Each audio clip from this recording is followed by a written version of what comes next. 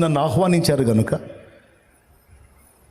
నేను నా శిష్యులు ఇక్కడ ఉండాలని మీరు ఆశించారు గనుక, ముఖ్యంగా నేను ఉండాలని కోరుకున్నారు గనుక, ఇదిగో నన్ను పిలిచిన మీకు మీరు పోగొట్టుకున్నదంతా తిరిగి నేను దయచేస్తాను. మీరు కోల్పోయిందంతా నేను దయచేస్తాను. అంతా ఎందుకు ప్రభు అంటే, ఏమైనా చేసుకో, అవసరమైతే మళ్ళా మొత్తానికి రిటర్న్ పంచు, తాగినోడికి మళ్ళా పోయి నేను రెండంతలుగా మేలు కలుగజేస్తాను, నేను రెండంతలు కలుగజేస్తాను అన్నాడు ఆయన. ఆయన ఇస్తున్న మాట ఏమిటో తెలుసా? కోల్పోయింది అనుకున్నది ఏదైనా సరే నీకు రెండంతలుగా తిరిగి లభించింది. కొడితే గట్టి కొట్టు, లేక సర్దుకు, అదే పెద్ద ఇబ్బంది ఏం కాదు. అది ఇక్కడ ఈ కార్యం ద్వారా మనకు అర్థమవుతుంది. రెండంతలుగా దొరికింది. ఒకంత ఒక రౌండ్ పంచారు, ఇప్పుడు మళ్ళా ఫుల్ అయినాయి. ఇప్పుడు ఏమంటారు ఇక పెళ్ళికి వచ్చిన వాళ్ళు? మళ్ళా తల ఒక గ్లాసు వస్తుందని ఒక ద్రాక్ష రసం.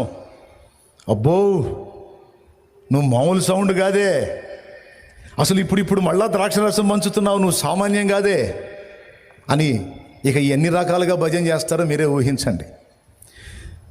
అంతసేటు తర్జన భర్జన పడి తొక్కిసలాడిన వాళ్ళ అనుభవం ఒక చిన్న చర్యతో ఘనతగా మారిపోయింది. యేసు ప్రభుని కూడా పిలిచారు చూడు, అది వాళ్ళు చేసినటువంటి గొప్ప పని. యేసయ్య నీ దగ్గరకు వచ్చేటప్పుడు గిఫ్ట్లు చేత పట్టుకొని రాడు, ఎందుకంటే ఆయనే బహుమానాల మూట అనిపిస్తుంది. నుంచి ఇప్పటిదాకా ఎంతోమందిని ఎన్నో రకాలుగా ఆహ్వానించుకొని ఉంటాం, ఎంతోమందిని ఆరాధించాం, ఆహ్వానించాం, కానీ ఏ మేలు లేదు. ఆత్మకి మేలు లేదు, శరీరానికి మేలు లేదు, మనసుకి శాంతి లేదు. చేసి చేసి చేసి చేసి అతాలు అణిగిపోయినాయి,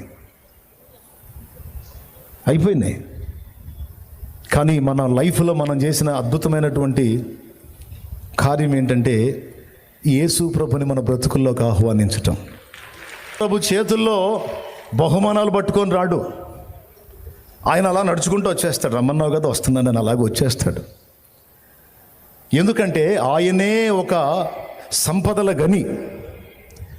ఆయన ఎంటర్ అయితే చాలు, ఆయన మనతో ఉంటే చాలు, ఆయన మన బ్రతుకు దోణిలో ఉంటే చాలు, ఆయన మన జీవితంలో ఉంటే చాలు, లేనివి మనం స్వతంత్రించుకోగలుగుతాం. మనం కోల్పోయిన వాటిని కూడా రెండింతలుగా తిరిగి పొందగలుగుతాం, తిరుగులేదు.